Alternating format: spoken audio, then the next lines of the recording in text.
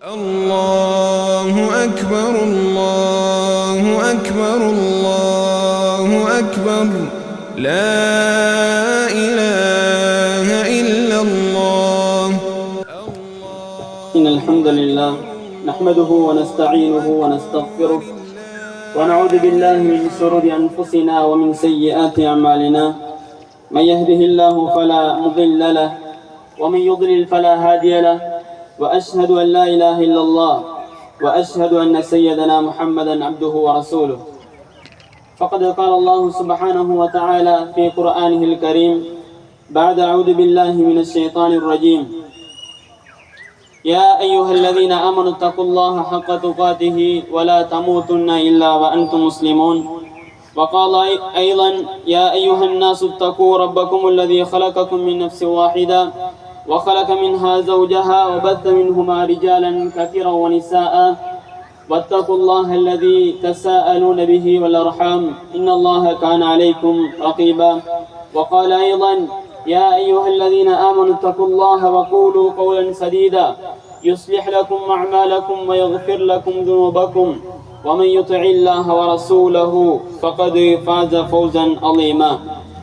وقال النبي صلى الله عليه وسلم: فإن أصدق الحديث كتاب الله وخير الهدي هدي محمد صلى الله عليه وسلم وشر الأمور محدثاتها وكل محدثة بدعة وكل بدعة ضلالة وكل ضلالة في النار.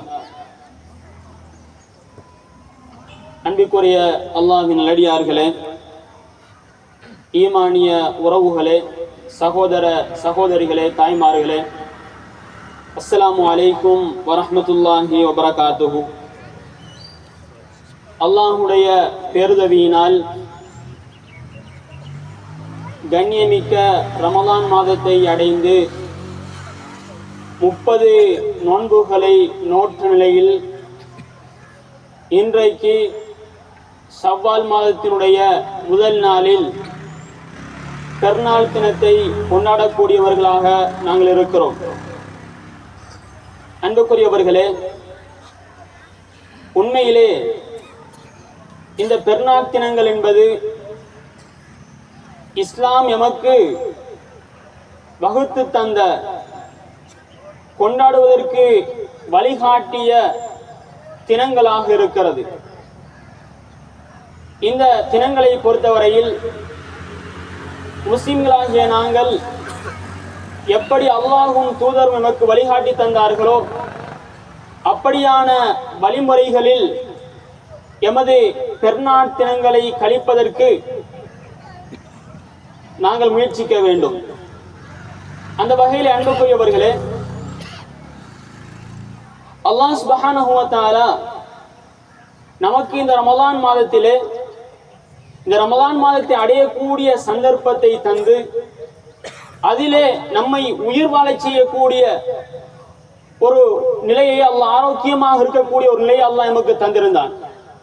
இது அல்லாஹ் நமக்கு செய்த மிகப்பெரிய ஒரு நிஅமத்தாக இருக்கிறது.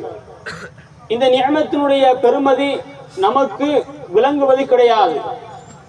அதனுடைய கூலி அல்லாஹ்விடத்திலே இருக்கிறது என்கிறபடியினால் நமது கண்ணுக்கு அதனுடைய பெருமதிகள் விளங்காததன் காரணமாக இன்றைக்கு நம்மிலே அதிகமானவர்கள் ரமலான் மாதத்தை நல்ல முறையில் பயன்படுத்தினாலும் கூட சிலர் ரமலான் மாதத்தினுடைய பெருமதியை அறியாதவர்களாக, விளங்காதவர்களாக, உதாசீனப்படுத்தக்கூடியவர்களாக இருந்திருக்கிறார்கள். அல்லாஹ் பாதுகாக்க வேண்டும். ஆரம்பமாக அப்படியானவர்கள், இந்த ரமலான் மாதத்தை நல்ல முறையில் பயன்படுத்தாதவர்கள், இந்த ரமலான் மாதத்தினுடைய பெருமதியை விளங்காதவர்கள் ஆரம்பமாக அல்லாஹ்விடத்திலே தௌபா செய்ய கடமைப்பட்டிருக்கிறோம். ஏனென்று சொன்னால், நபிகளார் ஸல்லல்லாஹு அலைஹி வஸல்லம் அவர்கள் சொன்னார்கள், ஜிப்ரீல் அலைஹிஸ்ஸலாம் அவர்களை பிரார்த்திக்கிற போது நபிகளார் ஆமீன் சொன்னார்கள். என்ன பிரார்த்தனை என்று தெரியுமா? இந்த ரமலான் மாதத்தை அடைந்து யார் அதிலே பாவ மன்னிப்பு பெறவில்லையோ அவருக்கு அவர் நாசமாகட்டும் என்று நபிகளார் ஸல்லல்லாஹு அலைஹி வஸல்லம் அவர்கள் சொன்னார்கள். ஜிப்ரீல் அலைஹிஸ்ஸலாம் சொல்ல நபிகளார் ஆமீன் சொன்னார்கள் என்றால் அந்த லஅனத்துக்குரியவர்களாக நாங்கள் இன்று வரைக்கும் இருக்கிறோம் என்று சொன்னார். அல்லாஹ்வுடைய சாபத்தை பெற்றவர்களாக, நபியினுடைய சாபத்தை பெற்றவராக, ஜிப்ரீல் அலைஹிஸ்ஸலாமுடைய சாபத்தை பெறக்கூடியவராக நாங்கள் இருக்கிறோம் என்று சொன்னால் முதலிலே அல்லாஹ்விடத்திலே நாங்கள் தௌபா செய்ய கடமைப்பட்டிருக்கிறோம். இந்த ரமலான் மாதத்தை நான் ஒழுங்கான முறையிலே பயன்படுத்தவில்லை. ரமலான் மாதத்தை நான் ஒழுங்கான முறையிலே இபாதத்துகளை கொண்டு கழிக்கவில்லை. அதன் மூலமாக யா அல்லாஹ் என்னுடைய பாவத்தை மன்னித்து விடு என்று அல்லாஹ்விடத்திலே இந்த ரமலான் மாதத்தை பயன்படுத்தாதவர்கள் முதலிலே தௌபா செய்ய கடமைப்பட்டிருக்கிறோம். அடுத்தது, இந்த ரமலான் மாதத்திலே நம்மிலே அதிகமானவர்கள் இபாதத்துகளில் ஈடுபட்டிருக்கிறோம். அதாவது தராவீஹ் தொழுகை போன்ற வணக்க வழிபாடுகளில் ஈடுபட்டிருக்கிறோம். குர்ஆன் திலாவத்துகளை செய்திருக்கிறோம். சதகாக்களை கொடுத்திருக்கிறோம். இப்படி பல்வேறுபட்ட வணக்க வழிபாடுகளிலே நாங்கள் ஈடுபட்டிருக்கிறோம்.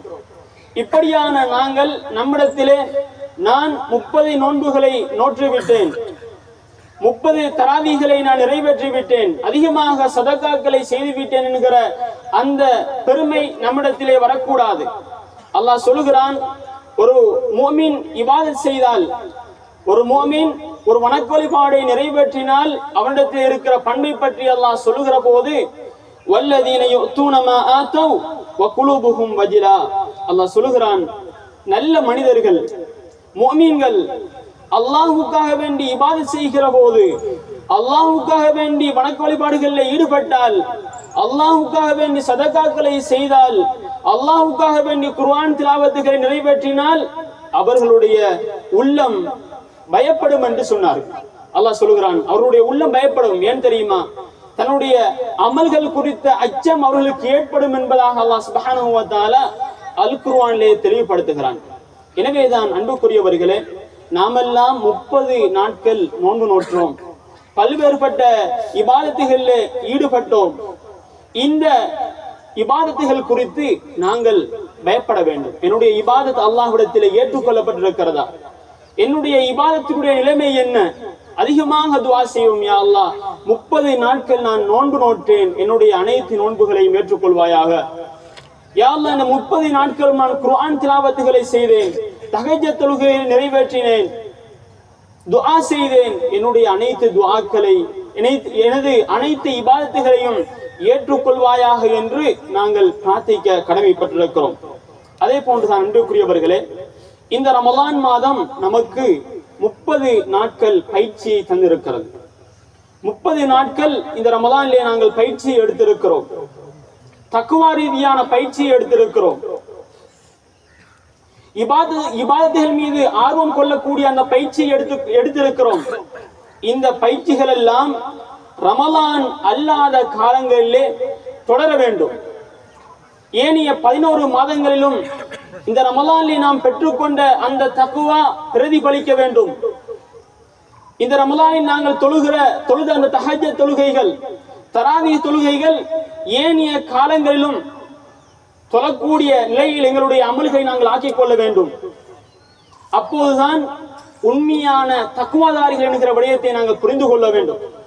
ஏனென்று சொன்னால், அல்லாஹ்வை இந்த நோன்பு நமக்கு உண்மையான தக்வாவை ஏற்படுத்தி இருந்தால் நாம் செய்த அமல்கள் ரமலானுக்கு பின்னாலும் தொடரும். அப்படித்தான் ஒரு தக்வாதாரி இருப்பான் என்கிற விடயத்தை அல் குர்ஆனும் ஹதீஸும் நமக்கு தெளிவுபடுத்துகிறது. நபிகளார் ஸல்லல்லாஹு அலைஹி வஸல்லம் சொன்னார்கள், அஹப்புல் அமாலி இலல்லாஹி அதுவமுஹா வஇன் கல்ல, அமல்களிலே மிகச்சிறந்தது, அல்லாஹ்வுக்கு மிகவும் விருப்பமான அமல் எது தெரியுமா? அது குறைவாக இருந்தாலும் தொடர்ச்சியாக செய்யப்படக்கூடிய அமல்தான் அல்லாஹ்வுக்கு மிகவும் விருப்பமான அமல் என்பதாக நபிகளார் ஸல்லல்லாஹு அலைஹி வஸல்லம் சொன்னார்கள். எனவேதான் இந்த ரமலானுக்கு பிறகு நாங்கள் எங்களுடைய இபாதத்தை தொடர வேண்டும். தராவீஹ் தொழுகையை தொழுத நாங்கள் ரமலானுக்கு பிறகு தஹஜ்ஜத் போன்ற தொழுகைகளை தொழ வேண்டும். வித்ர் போன்ற தொழுகைகள் அதிகமாக கவனம் செலுத்த வேண்டும். இதைத்தான் இந்த நோன்பு நமக்கு வழிகாட்டுகிறது. இந்த நோன்பிலே எந்த அளவுக்கு பொறுமையாக இருந்தோமோ, அந்த பசி உணர்வோடு இருந்தோமோ, அந்த உணர்வு மற்ற காலங்களிலும் பிரதிபலிக்க வேண்டும். ஏழைகளுடைய அந்த கஷ்டத்தை உணர்ந்தவர்களாக நாங்கள் எங்களுடைய சதகாக்களை செய்ய வேண்டும். இந்த மாதத்தில் எந்த அளவுக்கு சதகாக்களை செய்தோமோ அதே போன்று ஏனைய காலங்களிலும் சதகாக்களை செய்கின்ற விடயத்தில் அதிகமாக கவனம் செலுத்த வேண்டும். அதே போன்றுதான் அன்புக்குரியவர்களே, ஒரு தடவை நபிகளார் ஸல்லல்லாஹு அலைஹி வஸல்லம் அவர்கள் அப்துல்லாஹ் இப்னு உமர் ரலியல்லாஹு அன்ஹு அவர்கள் சொன்னார்கள், யா அப்துல்லா லா தகுன் மிஸ்ல ஃபுலான், நீ இப்படியான ஒரு மனிதனை போன்று இருக்காதே. எப்படியானவன் என்று சொன்னால், கான யகூமுல் லைல் ஃபத்ரக கியாமுல் லைல், ஒரு நாள் எழுந்து கியாமுல் லைல் தொழுகிறார், தஹஜ்ஜத் தொழுகிறார், மறுநாள் விட்டு விடுகிறார். அப்படியான மனிதனை போன்று நீ இருக்காதே. அது ஒரு முஸ்லிமுக்கு அழகல்ல, ஒரு மோமினுக்கு அழகல்ல, தக்வாவுடைய மனிதனுக்கு அது அழகல்ல. எப்போதும் தொடர்ச்சியாக நாங்கள் செய்ய வேண்டும். ஒரு இபாதத்தை செய்தால் அதனை தொடர்ச்சியாக செய்ய வேண்டும் என்கிற விடயத்தை நபிகளார் ஸல்லல்லாஹு அலைஹி வஸல்லம் அவர்கள் வழிகாட்டி தந்திருக்கிறார்கள். எனவே ரமலான் மாதத்தில் என்ன பயிற்சிகளை நாங்கள் பெற்றுக்கொண்டோமோ, இபாதத் ரீதியாக, பண்பு ரீதியாக என்ன பயிற்சிகளை பெற்றுக்கொண்டோமோ அத்துணை பயிற்சிகளும் ஏனைய மாதங்களிலே பிரதிபலிக்க வேண்டும் என்கிற விடயத்தை தான் இந்த ரமலான் நம்மிடத்திலிருந்து எதிர்பார்க்கிறது. அதே போன்றுதான் அன்புக்குரியவர்களே, இந்த பெருநாள் தினத்தை பொறுத்தவரையிலே சந்தோஷத்தை பகிர்ந்து கொள்ளக்கூடிய ஒரு தினமாக இருக்கிறது. உறவுகளோடு சந்தோஷத்தை பகிர்ந்து கொள்ளக்கூடிய ஒரு தினமாக இருக்கிறது. நமது நண்பர்களோடு, நமது அண்டை அயலார்களோடு, அதாவது சந்தோஷத்தை பகிர்கிற ஒரு நாள் தான் இந்த பெருநாள் தினம். இந்த தினத்திலே தகப்பல்லாஹு மின்னா வமின்கும் என்கிற அந்த பிரார்த்தனையோடு நாங்கள் முசாஃபஹா செய்து கொள்ளுவோம், கைகுலுக்கிக் கொள்ளுவோம். இதை இஸ்லாம் நமக்கு வழிகாட்டுகிறது. அதே போன்றுதான் அன்புக்குரியவர்களே, இன்றும் கூட இந்த ரமலானை 30 நாட்கள் இந்த ரமலானை நோன்பு நோற்றும், இந்த ரமலானில் இபாதத்துகளில் ஈடுபட்டும் கூட இன்னும் உறவுகளை துண்டித்து வாழ்கிற சகோதரர்கள் இருக்கிறார்கள். வருடக்கணக்கிலே உறவுகளை துண்டித்து வாழ்கிற எத்தனையோ முஸ்லிம்கள் இருக்கிறார்கள். நாம் ஒன்றை புரிந்து கொள்ள வேண்டும். ஹுகூக்குல்லாஹ், அல்லாஹ்வுக்கு செய்ய வேண்டிய கடமைகளில் இபாதத்துகளிலே நாங்கள் மாறு செய்கிற போது அல்லாஹ் நாடினால் நம்மை மன்னிப்பான். ஆனால் மனிதனுக்கு செய்யக்கூடிய கடமைகளில், மனிதர்களோடு நாங்கள் மேற்கொள்கிற அந்த உறவுகளில் நாங்கள் மோசடி செய்தால், அதிலே நாங்கள் சிறந்த முறையில் நடக்கவில்லை என்று சொன்னால், அவர்கள் மன்னிக்காத வரை அல்லாஹ் ஒருபோதும் மன்னிக்க மாட்டான். எனவேதான் இந்த ரமலானில் நாங்கள் முழுக்க தொழுதாலும், முழுக்க நோன்பு வைத்தாலும், உறவுகளோடு நாங்கள் ஒழுங்கான முறையிலே தொடர்பை பெறவில்லை என்று சொன்னால் அதில் எந்தவித பிரயோசனமும் கிடையாது.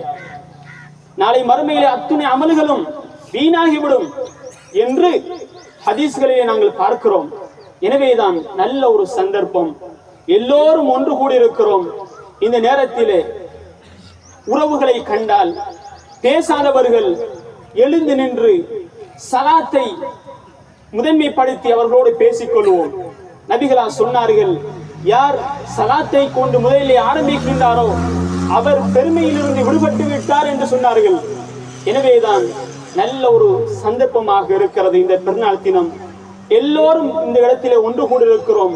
உறவுகளை பார்த்து, உறவினர்களை பார்த்து, பேசாதவர்களை பார்த்து சலாம் சொல்லி அவர்களை முசாஃபஹா செய்து, முஆனகா செய்து தன்னுடைய உறவுகளை புதுப்பித்துக் கொள்வோம்.